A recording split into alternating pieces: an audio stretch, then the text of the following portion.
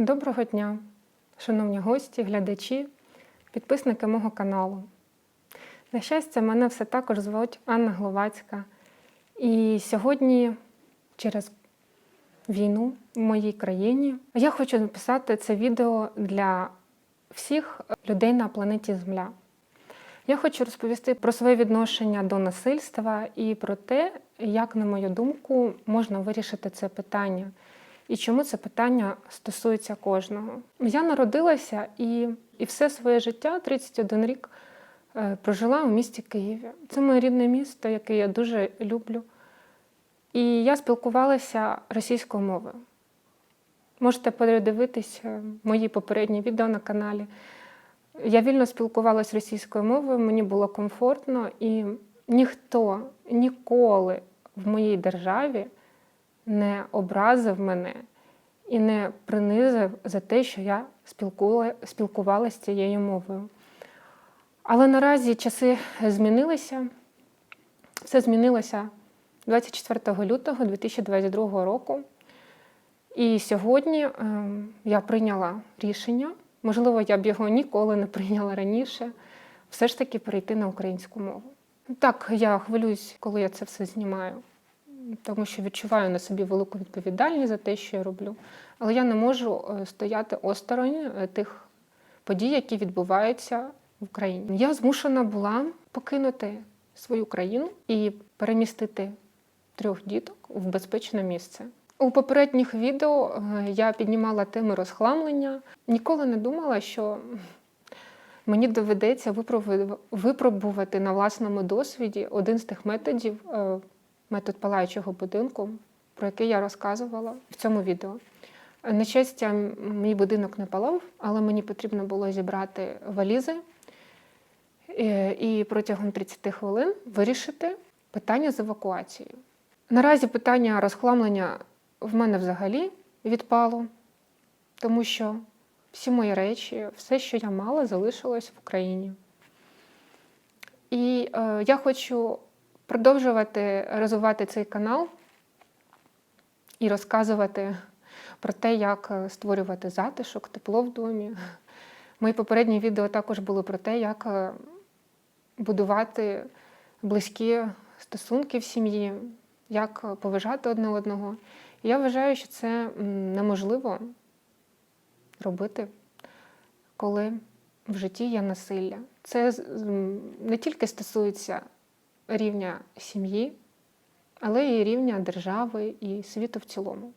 Те, що зараз відбувається в моїй країні, жахливі тортури, насильство, гвалтування і вбивство жінок, дітей у Бучі, в Ірпені, блокада Маріуполя, розгромлення Харкова та інших міст.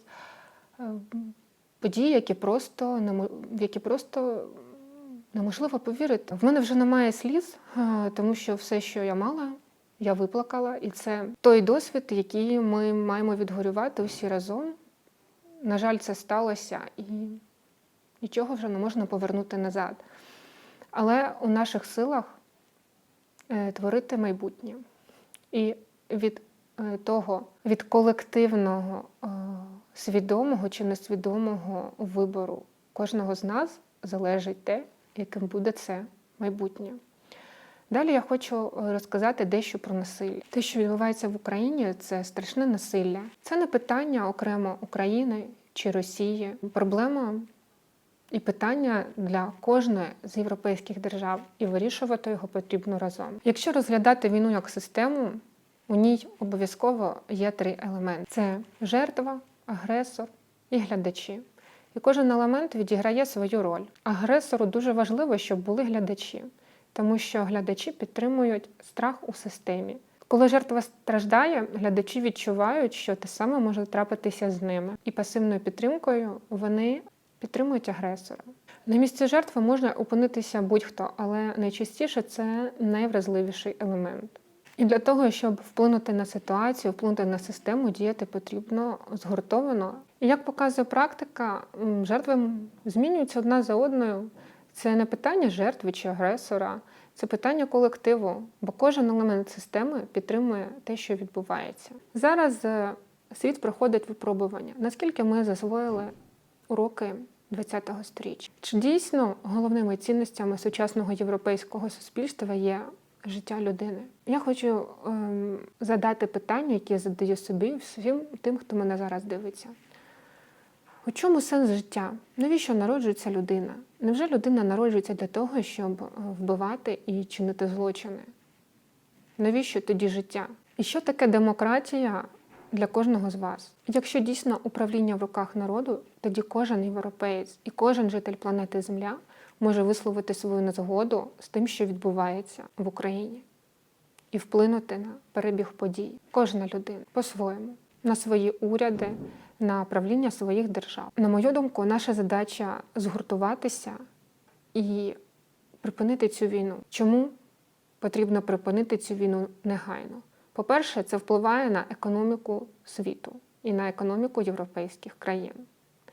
Зараз в Україні має відбуватись посівна кампанія. Замість того, щоб вирощувати, творити нове життя, виробляти продукти харчування, жити під мирним небом, ми маємо захищатися від окупантів. І це вплине на економіку усіх європейських країн. По-друге, переселенці – це наслідок війни. Я вдячна всім і кожному, хто допомагає українцям, які потребують допомоги, які залишились без свого житла. І всі, хто допомагає словом, посмішкою, обіймами, трансфером, харчуванням, житлом, будь-чим. Низький уклін кожному з вас, як на території України, так і на території інших держав. Ви вносите дуже великий вклад в допомогу і в добро для України. А це добро завжди буде примножуватись і передаватись далі від серця до серця. Але якщо припинити війну, якщо припинити причину, то не буде переселенців. Люди не будуть тікати з будинків, і тоді питання вирішиться саме собою. Люди займуться відновленням свого побуту і свого життя. І це теж один з аргументів, чому потрібно припинити цю війну. Як вплинути – це вже інше питання. Я пропоную спільно шукати шляхи вирішення питання. А в інтересах України і в інтересах українського суспільства це прохання закрити небо над Україною, прохання надати Україні військове обладнання для захисту своєї території і припинити будь-які торговельно-економічні відносини з Російською Федерацією. І наостанок хочу сказати, що Україна починається з людей. Не з інфраструктури, не з матеріальних цінностей.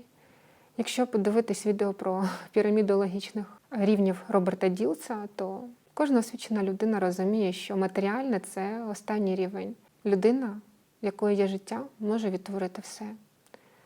Тому я дякую кожному українцю, кожному, хто народжується в цих складних умовах, хто продовжує своє життя. А українське серце, українську душу, український народ не викорінити ніколи. Тому ця війна програшна з самого початку, але вже загинуло дуже багато людей, дуже багато дітей. І питання в тому, яку ціну ми маємо заплатити за те, щоб це зупинилося. Насилля не терпить толерантності. Насилля можна зупинити або більшою силою, або силою закону. Я закликаю кожного замислитись над тим, як можна вплинути на уряди своїх країн і як допомогти Україні. Закрити небо над Україною, надати військову амуніцію для захисту, припинити торгово-економічні відносини з Російською Федерацією. Що має більшу цінність? Ціна на нафту чи газ, чи людське життя? Ми творимо історію. Про що будуть читати в книжках наші діти, залежить від нас.